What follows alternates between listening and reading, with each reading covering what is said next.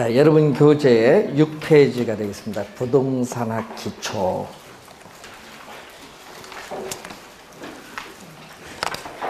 자, 요약집은 한 100페이지 정도 되고요. 그 안에 기출, 중요 지문들이 들어가 있습니다. 하여튼 자주 보십시오. 그 지문 보면요, 출제위원들이 좋아하는 출제위원 교재들이 있어요. 우리 대학교 교재 중에서 출제위원들이 자주 출제하는 지문 위주로 구성됐기 때문에 자주 볼수록 좋습니다. 그런데 문제는요, 그대로 출제는 안 하는 거죠. 약간 지문을 바꿔서 출제하잖아요. 그래서 여러분은 어떤 분은요, 무조건 암기만 해요. 그걸 이해를 해서 약간 지문 바뀌어도 풀 수 있을 정도로 가시면 되겠습니다.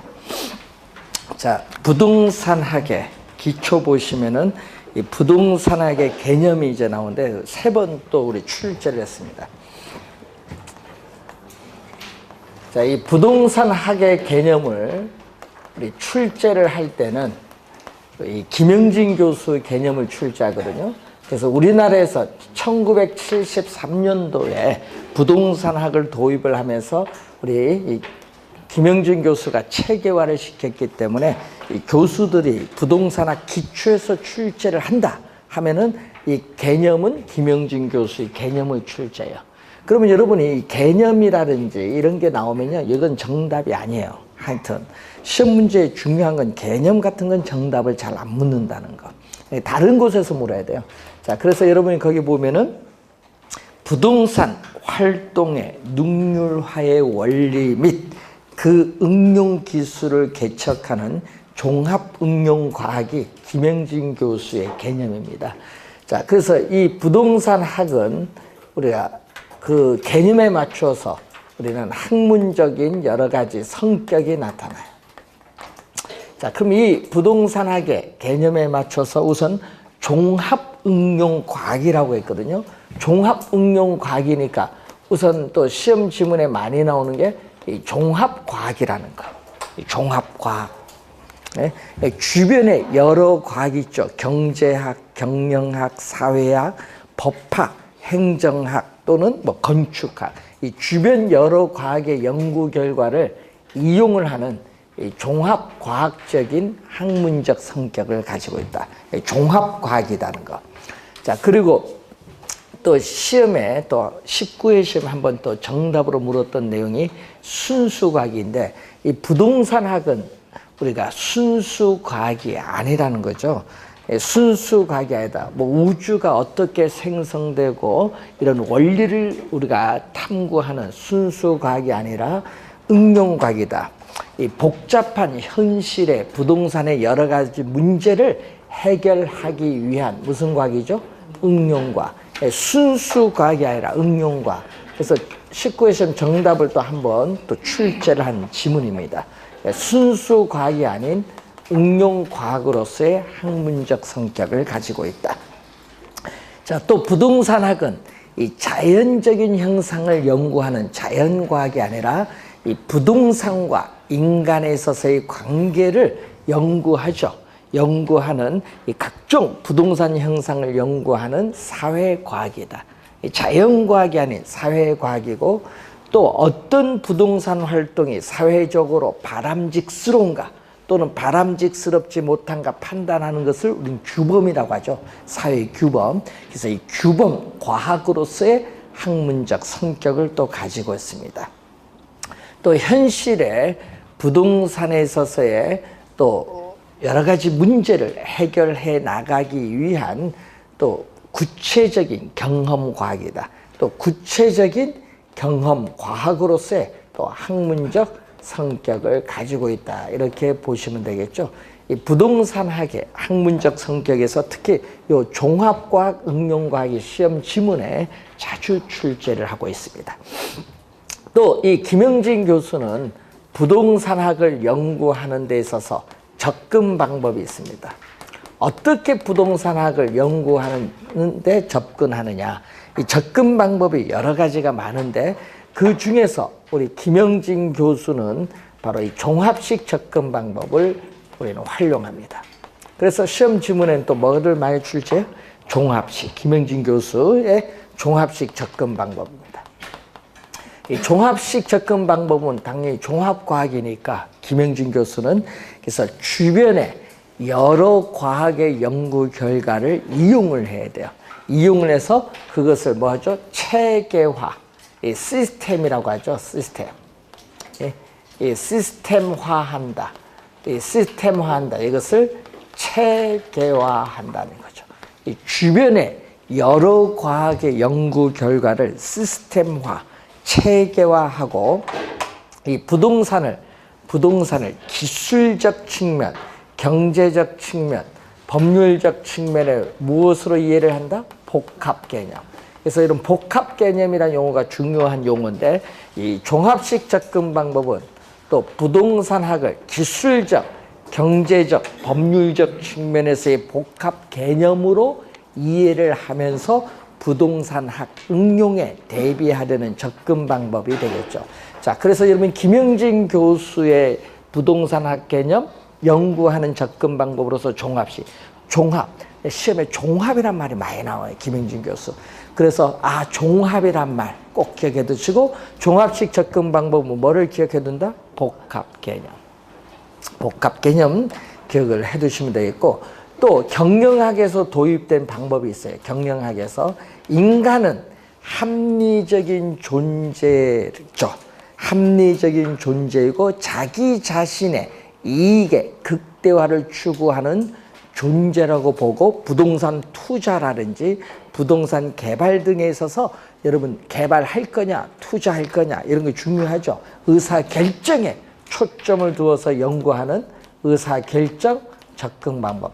그래서 부동산 투자라든지 부동산 금융이라든지 부동산 개발에서 우리가 많이 활용되는 방법이죠. 의사결정 접근 방법.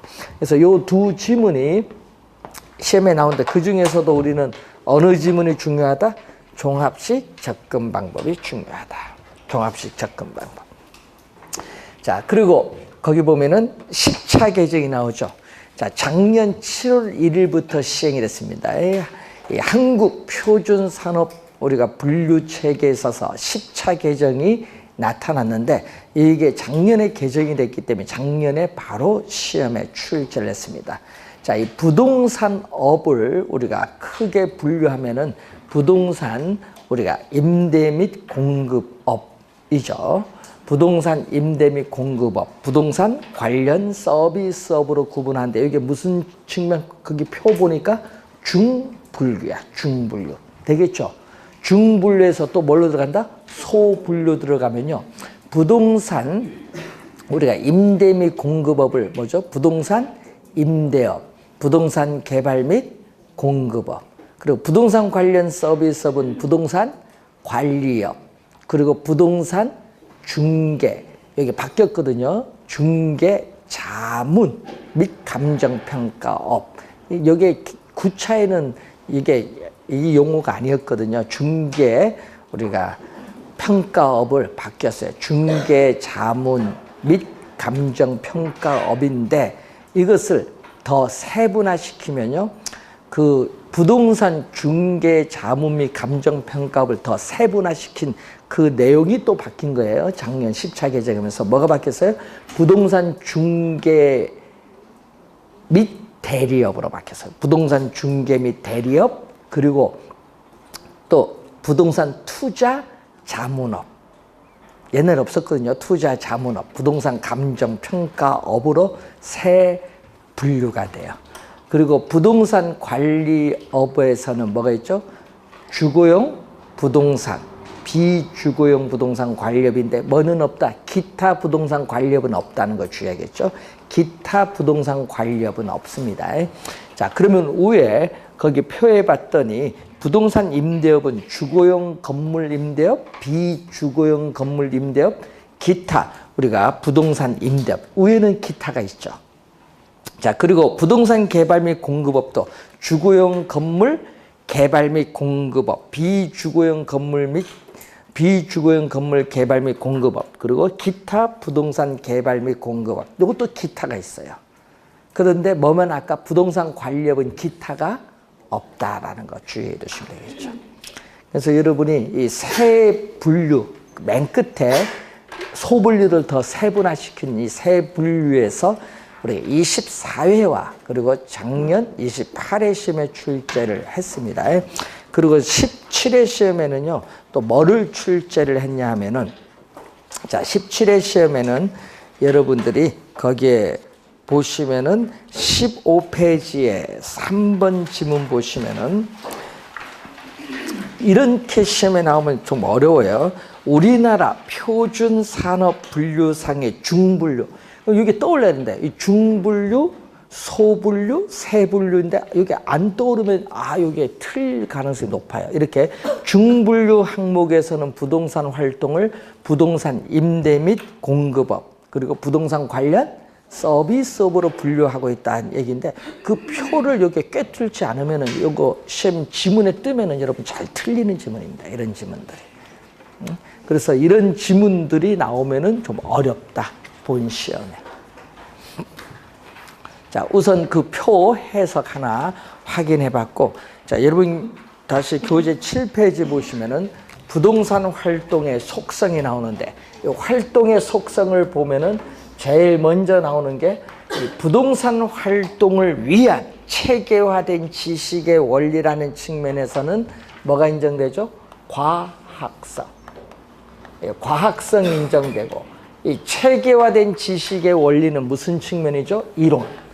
체계화된 지식의 원리는 이론 측면이 되며, 그리고 이 체계화된 지식의 원리를 실무에 적용하는 과정에서 숙련, 기교, 스킬이라고 하는데, 이 숙련, 기교의 관점에서는 기술성이 인정이 되는데, 그래서 부동산 활동은 과학성과 기술성의 양면성을 가지고 있다, 이렇게 볼 수 있습니다. 과학성, 기술성. 우리가 시험 문제 22회 시험에도 출제했고요, 15회 시험에도 출제를 한 지문이죠. 자, 이 두 번째는 또 부동산은 사적 재화입니다. 공공재가 아닙니다. 사적 재화이기 때문에 개인의 이익을 뭐 해야 돼? 추구를 해야겠죠. 사익성. 개인의 이익을 최대한 추구를 해야 돼요. 그렇지만은 이 토지는 부증성의 특성에 따라 유한해요. 유한하기 때문에 우리는 대다수의 사람의 공공복리적 차원에서 또 뭐를 우리는 강조가 되죠? 사회성, 공공성이 우리가 강조되지 않을 수가 없어요. 자, 그래서 우선 상충이 되면 아니죠. 사익과 사회성, 공공성인데, 우선 자본주의 체제 하에서는 토지는 사유화가 되어 있기 때문에 사익 상당히 중요합니다. 그 못지않게 대다수의 사람의 공공복리적 차원에서의 사회성, 공공성도 고려하지 않을 수 없죠. 그래서 이 사회성, 공공성이 제기되는 근거로서 가장 중요한 게 바로 뭐 때문에 그렇죠? 토지의 특성 중 뭐 때문에? 부증성이죠. 부증성에 의해서 토지는 뭐다? 자연적으로 주어져 있는 토지의 절대량은 한정되어 있다는, 토지는 뭐다? 유한하기 때문에 사회성, 공공성이 제기가 돼요. 자, 그래서 이 사회성, 공공성이 제기되기 때문에 이 공익, 대다수의 사람의 공공복리인 공익을 해치지 않는 범위 내에서 사익은 최대한 보호가 되어야 된다는 그러한 개념이 중요하죠. 그래서 이 사익과 공익은 상충되는 개념에 서로 뭐를 이루어야 된다? 조화를 이루어야 한다는 개념입니다. 공익을 해치지 않는 범위 내에서 사익은 최대한 보호가 되어야 된다. 자, 또 부동산 활동은 또 뭐를 가지고 있죠? 전문성이 있습니다. 전문성. 자, 전문성이 있는데, 자, 이 부동산 여러분 전문성이 있는 경우가, 여러분 공인중개사 여러분 지금 공부를 하고 있습니다. 야, 여러분 1, 2 시험 때 쳤으면 그때는 어떻게 한 달만 공부하면 합격인데, 지금은 1년 공부를 하셔야잖아요. 그때는요, 대학 우리 출제하시는 교수분들이 전국에 돌아다녀요. 대학교 학원이 아니라 대학교 돌아다니면서, 그때는 복도빵입니다. 떡빵이라고 그래요. 복도빵. 어르신들을 합격시켜라니까 집합해요. 집합. 대학교 집합해서 시험 문제 요거 나오면 요게 답. 몇 번이 아니라 이 질문, 요 문제 나오면 요게 답. 이렇게 얘기를 해줬어. 그래서 그때 6만 명 합격한 거야. 1회 시험 때. 그렇게 해줬는데도 다 못 찾으면 안 되지. 지금 그렇게 해주면 얼마나 좋겠어. 그때 그래서 1회 시험이 제일 좋은 거예요. 다 합격시켜줘야 되니까. 그런데, 이제, 할 게 있잖아요. 근데 그때는 전문성이 없죠. 전문성이 없잖아요. 뭐, 금융이라든지 이런 거 다 세분화해서 잘 모는데 요즘은 상당히 이제 가격도 비싸고 사고가 많이 발생해요. 부동산. 그래서 우리나라 이 부동산 사고가요, 법원에 소송에 70% 넘어요. 부동산 관련 사고가 엄청 많아요. 그래서 공인중개사 대충 시험에 내지 말고 시험 좀 어떻게 돼요? 좀 제대로 배워서 보내라. 그래서 누가 요구하냐면 한국소비자보호연구원이 있어요. 거기서 시험 문제 국토교통부에 어렵게 내라고 정식 요청 많이 가요. 사고가 하도 많으니까. 이거 하면 그쪽이 뭐 한다? 소비자보호연구에 고발을 하잖아요. 그러다 보니까 중개사 시험이 어려워지는 거예요. 특히 어느 쪽이 어려워져요? 그럼 특히 거래사고에 서류 볼 줄 알았는데 중개사 따놓고 서류도 못 봐서 사고 당하면 안 되잖아요. 그래서 서류 보는 민법이라든지 공법, 공시법이 어려운 거예요. 예? 그래서 그 어려운 이유가 있어요. 예? 그래서 전문성이 있어요. 옛날엔 전문성이 없었지. 그래서 부동산 이 소유자 본인이 행하는 활동이 상당히 많았어요. 과거. 그런 건 전문성이 가장 낮은 1차 수준의 부동산 활동입니다. 그런데 또 있죠. 부동산에 있어서 실무적으로 담당하는 사람이 있어요. 특히 여러분 국세청에서 세금을 부과하기 위해서 부동산 가치가 얼마인가 평가하는 활동, 이런 건 2차, 전문가가 아니잖아요. 2차 수준의 부동산 활동인데 전문성이 가장 높은 것은 몇 차죠? 3차예요. 3차. 이 특정 분야의 전문가가 자신의 특정의 전문가 활동을 하는 겁니다. 감정평가사에 의한 부동산 평가 활동, 또 공인중개사에 의한 부동산 중개 활동, 이런 것이 몇 차? 3차 수준의 부동산 활동이 되죠. 부동산 활동. 자, 그래서 전문성이 상당히 좋고요. 그래서 요즘에 남북 정상회담도 있어서요. 제일 먼저 이제 하게 되면은 먼저 투자를 제일 먼저 하는 게 뭐냐? 북한하고 어떻게 관계가 개선되면 제일 먼저 하는 게 SOC예요. 철도, 도로망을 어떻게 연결을 해야 되니까 우선 건설 회사가 뜨겠죠. 나만 필요 없다. 우리 북한으로 간다. 돈이 되는데 인건비도 싸고 북한 주민을 위해 인건비도 싸고 한국보다 그쪽 가는 거예요. 거기만 가겠어요? 그러면 각종 원자재도 갈 거 아니에요. 그러면 거기 가면은 또 뭐를 해야 돼? 이제 각종 먹는 것부터 시작해서 의류, 식품, 그만 갑니까? 부동산 거래 집은 안 내요? 집 다 때려 부셔야지. 과거 60, 70년대 집인데. 그러면 어떻게 돼? 때려 부숴서 이제 부동산 이제 문제는 거기 국유잖아요. 국유인데 또 거기 옛날 언제 6.25 때 내려오면서 땅 문서 가져오신 분들이 많아요. 그거 어떻게 해결할 거냐? 해결 안 되죠. 왜? 국가 인정되면 그건 해결 안 되지. 북한 내 땅인데 이렇게 하는데 그러면 어떻게 그 문제가 생기지? 그 땅. 진로그룹 우리 장준호정 함경도 땅의 90%가 거기 땅인데 뭐 어떻게 할 거야? 그런 식으로 인정을 안 해줄 거예요. 그러면 어떤 보상을 해줘야 되는데 그게 이제 앞으로 소송이 이제 장난에 그런 건데 엄청나죠. 그래서 결국은 여러 가지 문제가 많아요. 부동산. 여러분 앞으로 평양 가서 부동산 할 수도 있어. 아니 10년 20대 할 줄 어떻게 알겠어. 지금 모르잖아요. 그러니까 따두세요. 20년 뒤 우리 평양에서 봅시다. 이런 식으로.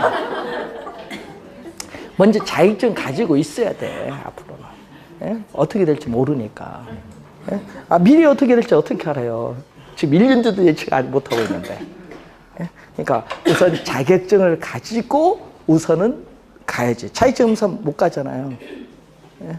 그러니까 앞으로 거래가 이제 이루어지게 되면은 이제 국유에서 이제 뭐를 한다, 이제 사유재산자가 약간 중국식으로 도입되면은 주택 거래도 되고 하면은 여러분이 앞으로 이제 엄청납니다. 미래를 위해서 빨리 따세요. 3차 수준이 전문성이 가장 높아요. 자, 윤리성. 자, 이런 부동산은 법적으로 규제하는 데는 제한이 많아요. 한계가 있기 때문에 뭐가 중요하다? 윤리성이 또 중요하지 않을 수가 없어요. 그래서 이 윤리성 중에서도 여러분, 우리 윤리성의 한 시험 문제 자주 나오는데 그 중에서 부동산 윤리의 유형이 우리가 12회 시험에도 출제했었고요. 15회와 22회는 기본 개념을 물었고 윤리의 유형 4가지가 나옵니다. 12회 시험에 4가지 봤더니 고용윤리라는 게 있어요. 이 종업원과의 관계를 나타내는 고용윤리죠. 그래서 조직 내부를 구성하고 있는, 조직을 구성하는 조직 구성원들 간에 지켜야 할 도리가 고용윤리예요. 조직윤리는 동업자와의 관계, 동업자 단체와의 관계를 나타내는 조직윤리라는 게 있어요. 부동산업에 있어서는. 그리고 매도 의뢰인, 매수 의뢰인과의 관계를 나타내는 서비스 윤리라는 게 있고, 또 부동산은 매도 매수만 아니라 일반 대중도 관심 갖죠. 일반 대중을 대상으로 하는 공중윤리라고 해요. 공중윤리에서 4가지 윤리의 유형이 나오고 있습니다. 자, 그리고 부동산 활동은, 또 부동산 활동은 뭐를 대상으로 한다? 이 부동산이라는 물건을 대상으로 하는 것을 대물, 부동산이라는 물건을 대상으로 한다. 그래서 대물이죠. 물건을 대상, 부동산이라는 물건을 대상으로 하는 대물 활동의 속성을 가지고 있습니다. 그리고 또 부동산 활동의 주체인 인간을 상대로 하는 또 무슨 활동? 대인. 그래서 부동산이라는 물건도 대상하지만 부동산 활동의 주체인 또 인간을 상대로 하는 대인 활동이 나타나요. 자, 그래서 또 부동산 활동은 토지는 지리적 위치가 고정되어 이동할 수 없죠. 이동할 수 없기 때문에 이 부동산을 둘러싸고 있는 통제가 불가능한 요인이 많거든요. 통제가 불가능한 요인들이 많아요. 환경들이. 그래서 그러한 통제 불가능한 요인들이 많기 때문에 이 부동산에 관련된 각종 자료를 수집해서 우리는 탁상 위에서 분석하는 뭐죠? 정보 활동이 상당히 중요해요. 부동산 우선 정보 활동이 상당히 중요하다. 자, 부동산 정보 활동도 중요하지만은 이 수집된 자료를 현장에 가서 확인을 해야 돼요. 확인을 하는 것을 또 우리는 뭐라고 하죠? 임장. 네? 임장 활동. 자, 부동성이고 또 부동산이라는 뭐를 대상으로 한다? 부동산이라는 물건을 대상으로 하기 때문에 임장 활동이 중요시됩니다. 임장 활동을 소홀히 하면은 각종 부동산 거래 사고가 발생할 가능성이 높기 때문에 책임 문제가 야기되기 때문에 항상 중요합니다. 그래서 시험 문제는요, 토지의 특성인 부동성으로 인해서 우리는 자료를 수집, 분석, 가공하는 정보 활동은 중요하지만은 위치는 고정되어 있기 때문에 임장 활동을 배제한다? 틀렸죠? 배제한다도 막 출제를 많이 합니다. 좀 주의하셔야 되겠죠. 자, 8번째는 또 토지의 특성 중 또 뭐가 있죠? 영속성이죠. 자, 영속성으로 인해서 우리가 토지로부터 얻는 수익, 토지로부터 얻는 수익은 뭐가 발생한다? 영속적이죠. 자, 토지로부터 얻는 수익이 영속적으로 발생을 하기 때문에 부동산 활동 시에는 장기적 배려, 수익이 계속 영구히 발생하니까 부동산 활동 시엔 장기적 배려가 필요하다. 그래서 배려의 장기성, 단기가 아니라 장기적인 배려가 필요하다. 배려의 장기성이 나타난다. 자, 또 영속성의 특성으로 인해서 부동산 활동은 지표, 지하, 공중을 포함하는 몇 차원이죠? 3차원의 공간 활동이다. 3차원의 공간 활동성이 나타나죠. 22회 또 출제를 했었죠. 3차원의 공간 활동. 자, 여러분이 토지의 지질, 지세를 확인해서 이 설계, 시공이 가능한가, 기술적 측면, 또 건물을 적정한 층수가 몇 층인가, 어느 정도 지었을 때 수익은 최대로 발휘하느냐, 경제적 측면, 또 건물을 짓는 데 제한이 없느냐, 법률적 측면. 그래서 기술적, 경제적, 법률적 측면에서 또 부동산 활동이 이루어져야 된다는 또 무슨 개념? 복합 개념의 속성이 나타나고 있다.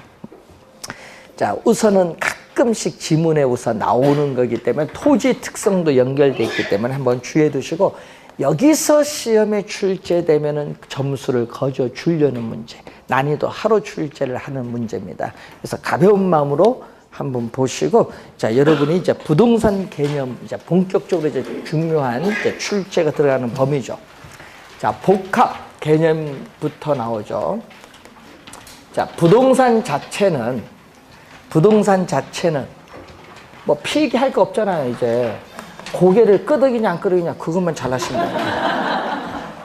지금 필기할 필요가 없잖아요. 다 이미 필기도 했고 요약도 또 거기에 많이 압축시켜놨는데, 이해됐나 체크만 탁탁 하시고 넘어가면 되지. 그래서 이제 표시해준 요게 중요하구나, 요것만. 자, 유형적, 무형적 측면인데, 자, 형태가 있는 측면이 우리가 토지에 있어서의 뭐 여러분 지질이라든지 지세, 뭐 지반 등의 상태, 설계, 시공과 같은 이러한 유형적 측면에서 바라보는 우리 부동산은 무슨 측면?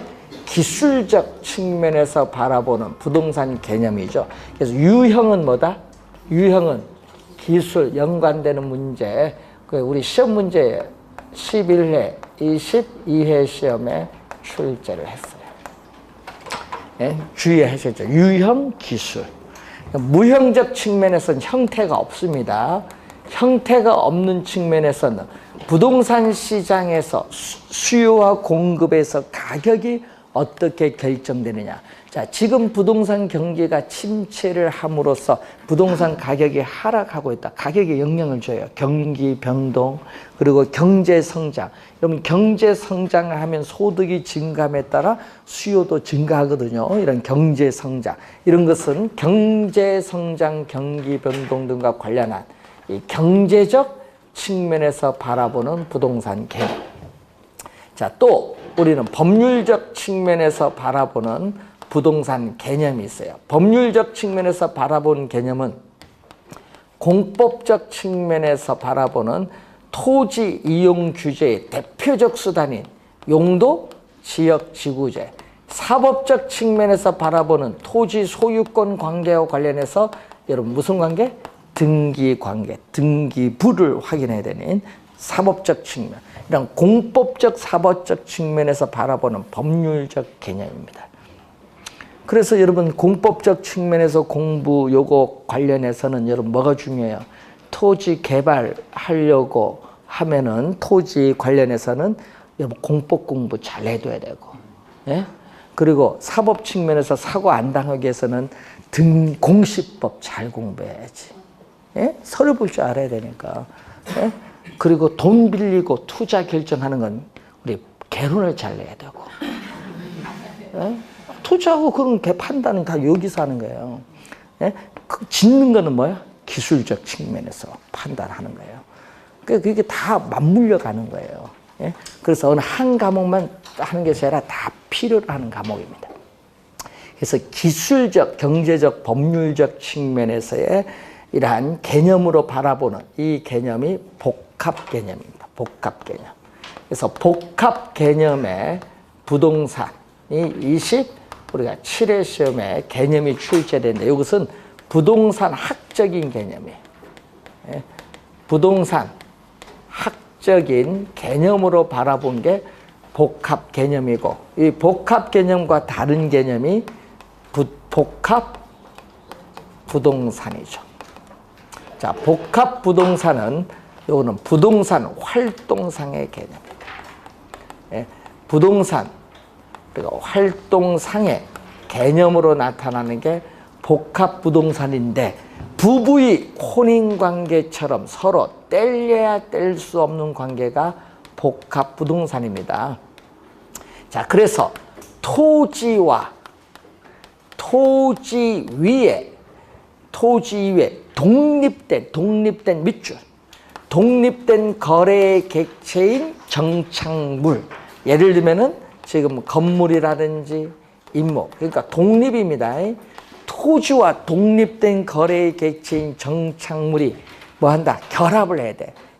건물을 철거하지 않는 한 서로 뗄래야 뗄 수가 없어. 그래서 결합된 상태로 우리는 부동산 활동의 대상으로 다루어지는 부동산을 복합 부동산, 결합된 상태로. 그래서 부동산 평가할 때 우리 독립평가, 부분평가 배우셨죠? 복합 부동산인 경우에 적용한다. 그래서 평가 활동, 부동산 거래 활동 시에 토지, 건물, 결합된 상태 함께 취급을 하는 개념이 복합 부동산의 개념. 그래서 그 개념이 우리 2번 출제를 했습니다. 복합 부동산. 복합 개념의 부동산과 복합 부동산은 다른 용어라는 것을 염두에 좀 두시면서, 자, 그러면 기술적 개념은 어떻게 돼요? 기술적 개념의 부동산. 자, 기술적 개념의 부동산은 자연, 그리고 공간, 위치, 환경, 요 4가지죠. 여러분 2년 전 시험의 정답에 이렇게 묻거든요.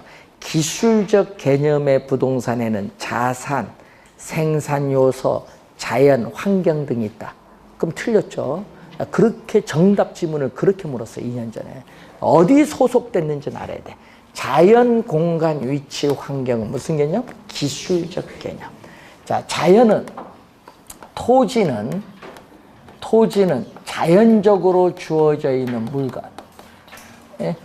지구가 태초에 형성될 때부터 자연적으로 주어져 있는 물건인데, 토지의 특성 중 뭐와 관련이 있죠? 부증성과 관련이 있어요. 자연적으로 주어져 있는 물건인데 비노동, 토지는 인간의 노동이란 힘이 작용함이 없이 자연적으로 주어져 있는 물건이기 때문에 비노동 생산물이라고 하대. 비노동 생산물이라고도 하는 게 바로 토지야. 말을 좀 바꿔서 출제하면 또 틀려. 여러분이 보면 안 들어봤다 이렇게 나옵니다. 말 그대로 해석하면 되지. 노동 없이 생산된 물건? 토지지 뭐. 자연적으로 주어져 있는 물건이다. 그런데 문제는 이 자연물인 토지는 뭐하다? 유한하지. 유한하고, 그래서 스스로 또 토지는 가치를 가지는 존재야. 다른 상품과는 달리.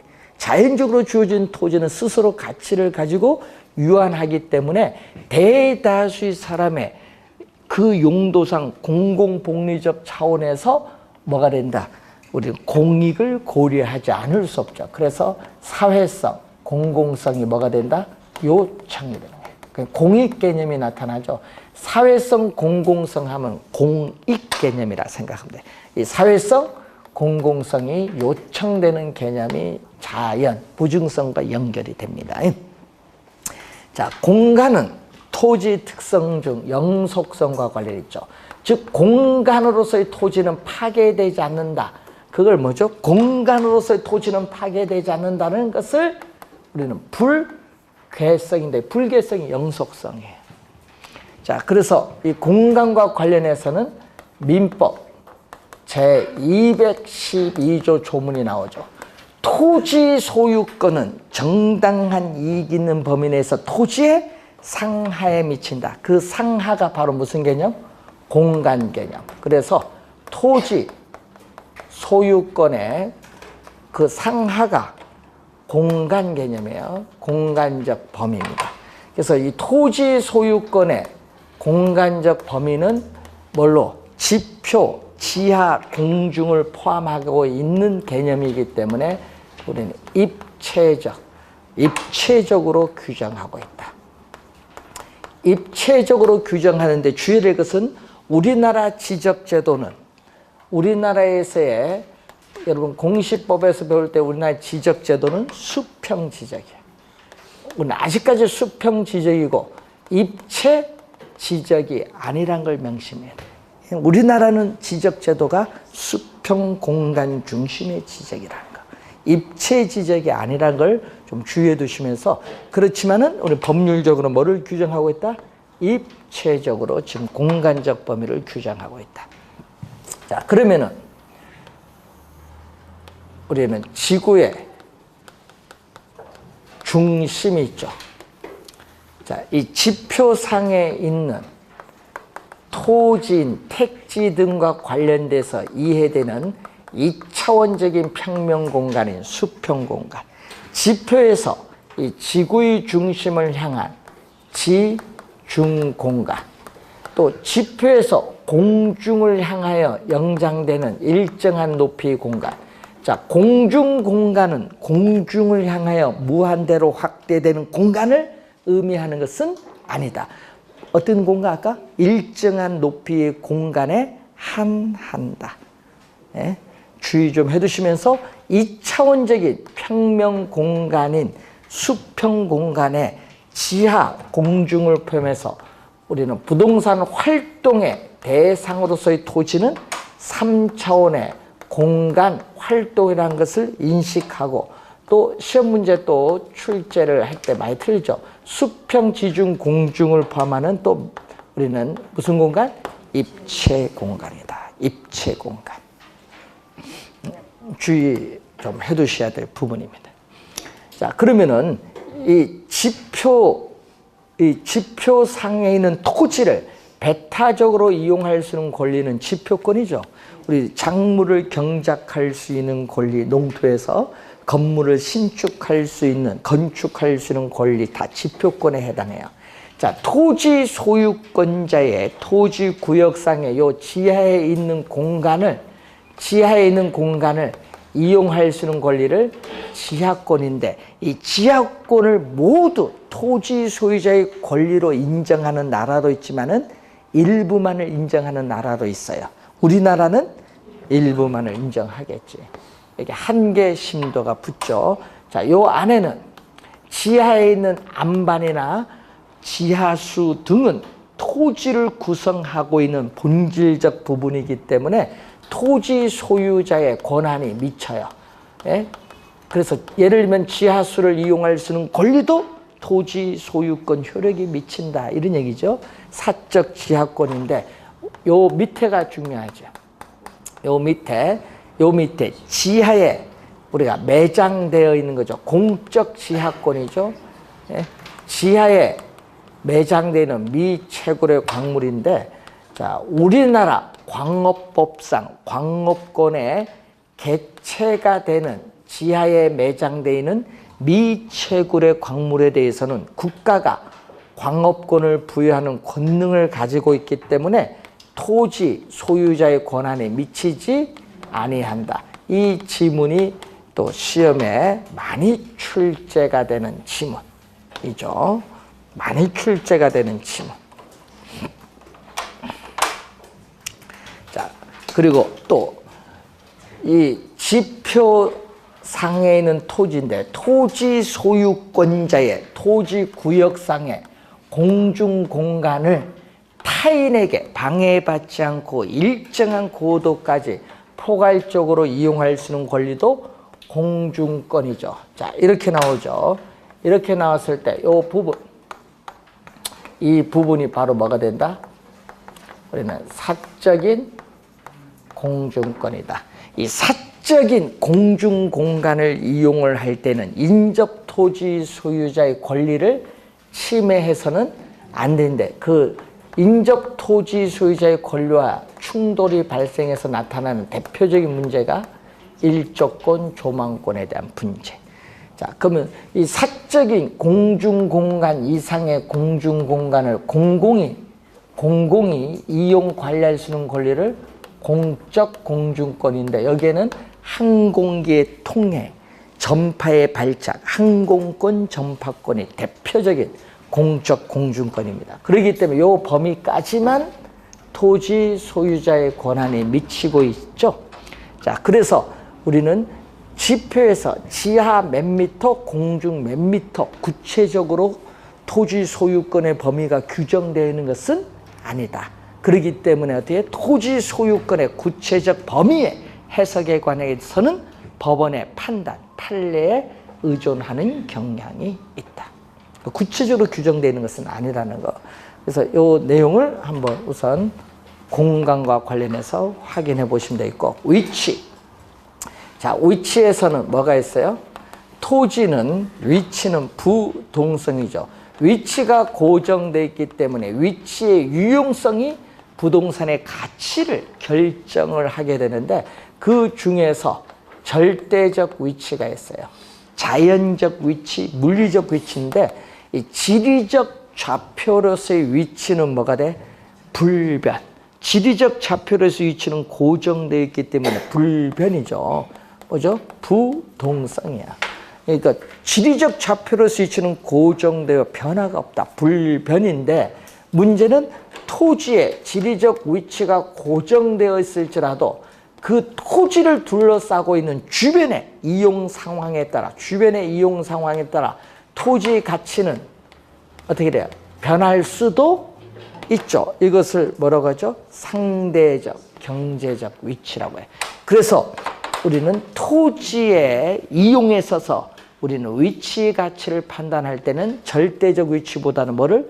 상대적 위치를 더 중요시 여긴다. 두 번 출제가 된 용어.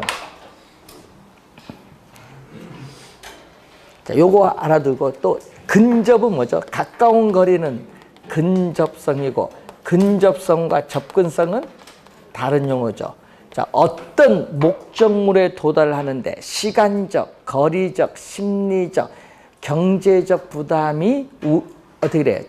경제적 부담으로 측정하는 것을 접근성이고, 그러한 부담이 적을수록 접근성은 좋아요. 그래서 접근성이 좋으면 좋을수록 입지 조건도 양호하고, 따라서 부동산 가치도 일반적으로 높게 나타납니다. 그런데 항상 높게 나타나는 건 아니에요. 자, 접근성의 특징 첫 번째 보시면은 접근의 대상 물건이 있어요. 접근성이 좋을지라도 접근의 대상 물건이 위험시설, 혐오시설, 공해시설이라면은 부동산 가치는 오히려 오르는 것이 아니라 뭐다? 하락할 수 있어요. 감가, 가치를 감소시키는 감가 요인이 될 수 있고, 접근의 정도와 관련해서 또 뭐가 있죠? 자, 여러분이 살고 있는 주택 가까이 학교, 병원, 공원, 시장, 이런 버스 정류장 이런 게 가까이 있으면 좋아요. 그런데 너무 지나쳤어요. 접근의 정도가. 시장 내에 주택이 있으면은 시장의 각종 쓰레기 악취 등으로 인해서 오히려 주택 가격이 하락할 수도 있다는 거. 항상 오른 건 아니죠. 자, 그리고 거리와 접근성 보면, 또 실제 거리가 가까우면요, 접근성이 좋아서 가격도 올라요. 근데 항상 그런 건 아니에요. 왜? 거리는 가까울지라도 일방 통행 관계로 멀리 우회를 해야 되는 경우가 많아요. 이런 경우에는 접근성 면에서 불리할 수도 있다. 자, 부동산의 용도에 따라서 접근성에 대한 중요성이나 가치의 평가 기준이 달라지는데, 자, 주거용 부동산인 경우에는 쾌적성, 상업용 부동산은 수익성, 공업용 부동산은 생산성. 이미 평가 이론에서도 많이 우리 들었던 용어입니다. 자, 위치가 고정된 부동산들이 모여서 하나의 지역의 환경을 구성하는데, 여러분 자연적 환경도 있고 사회적 환경, 기술적 환경, 문화적 환경, 경제적 환경, 뭐 법률적 이런 환경 등이 있어요. 자, 그런 환경을 우선 구성하게 된다는 그런 내용입니다. 자, 8페이지까지 우선 설명을 했고요. 잠시 쉬고 9페이지부터 보겠습니다.